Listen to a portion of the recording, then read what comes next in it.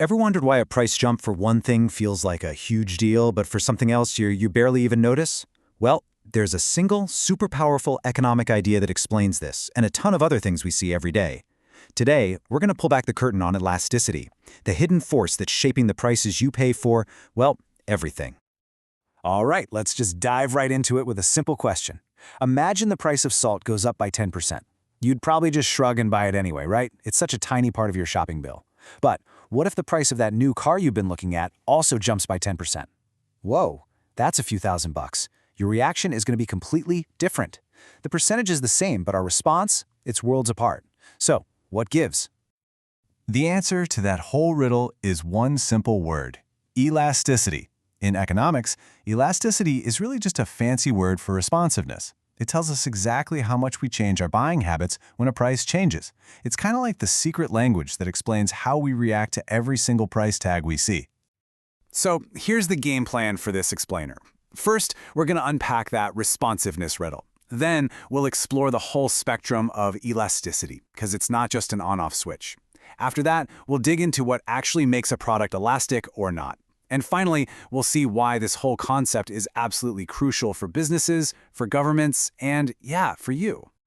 Okay, let's get started with the responsiveness riddle. Time to really unpack why we react so differently to different price changes. At its heart, elasticity really splits into two main camps. On one side, you've got inelastic demand. This is for stuff like salt or medicine you absolutely need. When the price changes, our demand for it stays pretty much the same. We just gotta have it.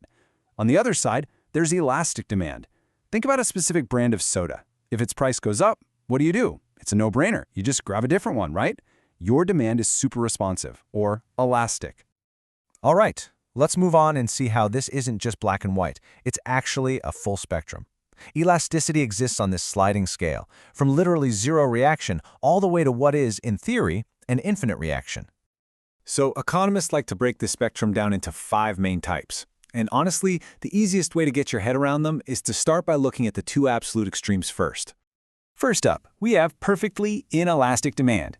The number here is 0, and that means no matter how much the price goes up or down, the quantity people demand doesn't budge, not one bit.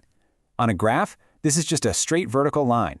And yeah, it's mostly theoretical, but something like a life-saving drug that has no substitutes, it gets pretty darn close. And the polar opposite? That's perfectly elastic demand. Here, Elasticity is, well, it's infinity. This means that the teeniest little increase in price makes demand drop completely to 0. The demand curve is a perfectly flat, horizontal line. This is what you see in perfectly competitive markets. Like if one farmer tries to sell their wheat for just a penny more than everyone else, they'll sell absolutely nothing.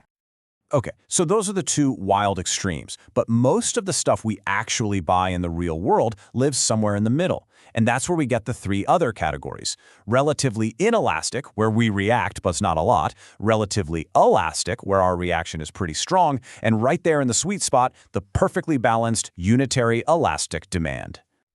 This table here really lays it all out nicely. The magic number to remember is 1. Think of it as the dividing line. If the value is less than 1, demand is inelastic. Our reaction is smaller than the price change. If it's greater than 1, demand is elastic. Our reaction is bigger than the price change. And if it lands exactly on 1, that's what we call unitary elastic, a perfect tit-for-tat reaction. And hey, just remember, this isn't only about us as shoppers. Producers respond to price changes too. And the way we measure their responsiveness is called the elasticity of supply.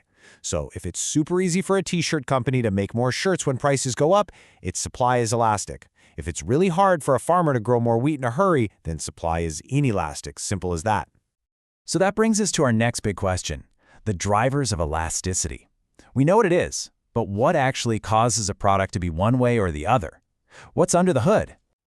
Let's circle all the way back to our first examples.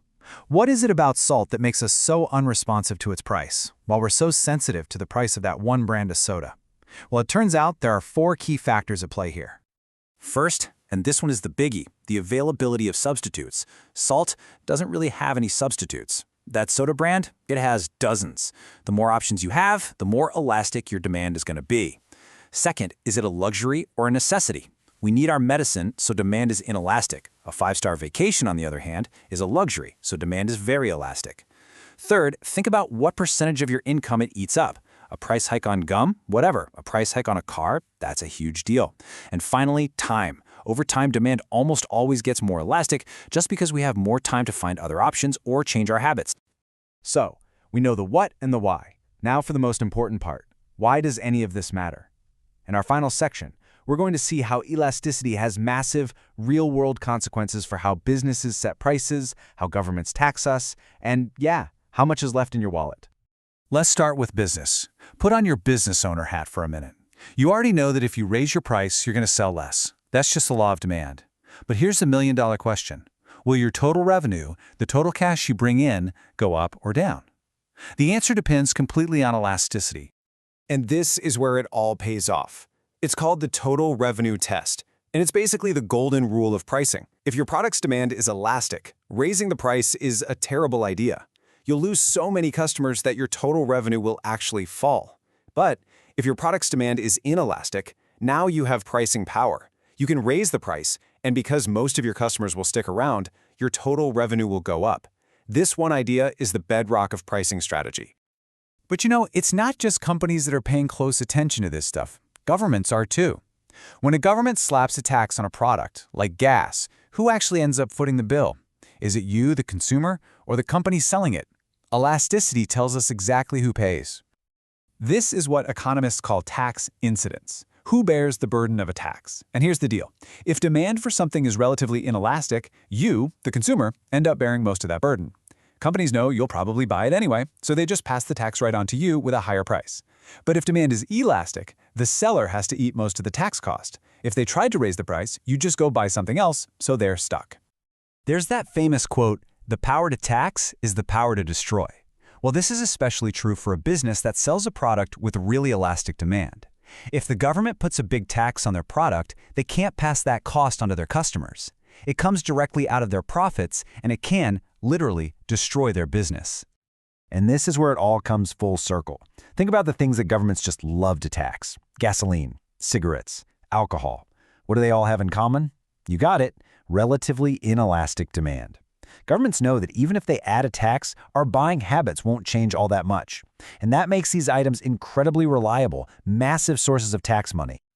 So you see, elasticity isn't just some boring theory in a textbook. It's the invisible logic, the wiring behind business strategies and government policies. It explains why some prices are rock solid and others are all over the place. So the next time you see a price change, a new tax, or a big sale, you'll know the hidden force that's really at play. Now that you can see it everywhere, how will it change the way you look at the world?